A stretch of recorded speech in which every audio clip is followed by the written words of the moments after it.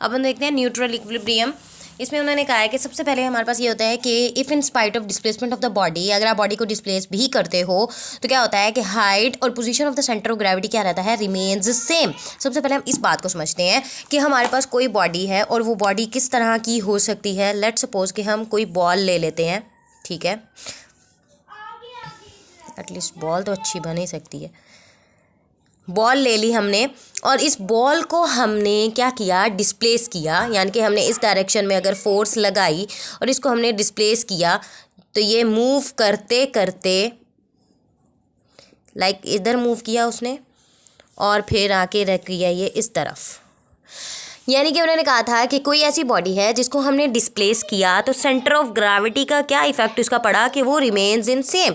कैसे? इसका centre of gravity क्या है, इसका सेंटर इसके यहाँ पे है, ठीक है, ये सेंटर ऑफ ग्रेविटी है, तो इधर भी सेंटर ऑफ ग्रेविटी क्या है, इधर है, ये भी सेंटर ऑफ ग्रेविटी क्या है, तो सेंटर ऑफ ग्रेविटी का जो इफेक्ट है वो हमारे पास रहा है सेम। तो इसी चीज़ को ही हम कहते हैं न्यूट्रल इक्विलिब्रियम में कहते हैं, मतलब बॉल ऐसे मूव करते करते आखिरकार स्टेबल पोजीशन में आ ही जाती है, तो सेंटर ऑफ ग्रेविटी का उसके ऊपर कोई इफेक्ट नहीं पड़ता, उसको हम कहते हैं न्यूट्रल इक्विलिब्रियम। और इसका एग्जाम्पल भी उन्होंने यही दी हुई है कि when a ball moves on a plane surface.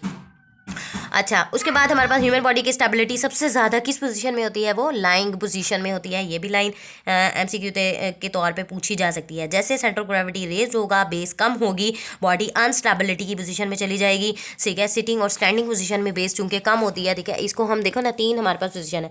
पहले उन्होंने कहा है कि लाइंग पोजीशन में, ठीक है, बॉडी इस तरह की पोजीशन में है, उसका जो सेंटर ऑफ ग्रेविटी है वो क्या है, लो है, और जो बेस है वो ज़्यादा है, तो जो स्टेबिलिटी हो गई वो भी क्या हो जाएगी, ज़्यादा हो जाएगी।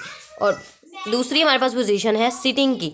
सिटिंग की पोजीशन में अगर हमारे पास बॉडी बैठी है इस तरह से, तो बेस, ये हमारी कोई चेयर है ना, बेस क्या हो गई, कम हो गई, सेंटर ऑफ ग्रेविटी भी यहाँ पे हो गया, S two sacral vertebra, centre of gravity भी क्या हो गया, हाई हो गया, बेस भी इसकी क्या हो गई, कम हो गई, तो अनस्टेबिलिटी में आ जाता है, थोड़ा सा अनस्टेबल ना भी कहो तो स्टेबिलिटी कम हो जाती है। तीसरी पोजीशन है स्टैंडिंग की। स्टैंडिंग में तो टोटली भी बेस बिल्कुल कम हो जाती है ना, कि स्टैंडिंग पोजीशन में बॉडी इस तरह से है, ठीक है, ये हमारे जो है ना इसके फीट है और यहाँ पे सिर्फ बेस है, तो इसकी बेस तो बिल्कुल ही कम हो गई, सेंटर ऑफ ग्रेविटी और हाई हो गया, मजीद हाई हो गया, बेस भी उसकी कम हो गई, तो स्टेबिलिटी भी क्या हो जाती है, कम हो जाती है। तो न्यूट्रल इक्विलिब्रियम का ये कॉन्सेप्ट क्लियर हो गया। और अच्छा, इसमें और कुछ इसमें बताने वाला नहीं है, बस इक्विलिब्रियम का हमारा टॉपिक यहाँ तक था।